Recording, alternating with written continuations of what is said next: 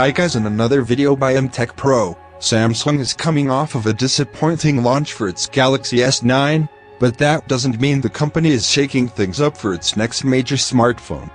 The Note 9 will be sold in two configurations. There's a 128GB/6GB RAM model for $999 and a top-tier 512GB/8GB RAM version for $1,250.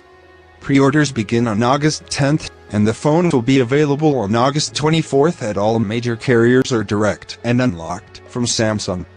By looks alone, the Note 9 is nearly identical to its predecessor, save for the rear fingerprint sensor that has been moved to a more sensible spot below the camera.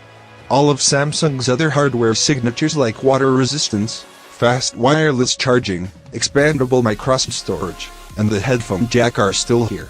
Toss a 512GB microSD card into the 512GB Note 9, and you'll have a phone with 1TB of storage. That's nuts. The battery is 4000 mAh, which is the largest that's ever been in a Note. Like the Galaxy S9, the Note 9 is powered by Qualcomm's Snapdragon 845 processor. But this time around, Samsung says it has made optimizations to the GPU. The Note 9 S camera system straight out of the Galaxy S9 Plus.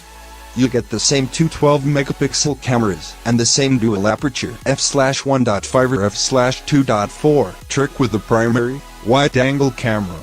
The Note 9 S Pen comes with Bluetooth connectivity. This lets you use the S Pen as a remote shutter for the camera and slide photos. The company insists that the S Pen will be ready to go whenever you pull it out of the slot.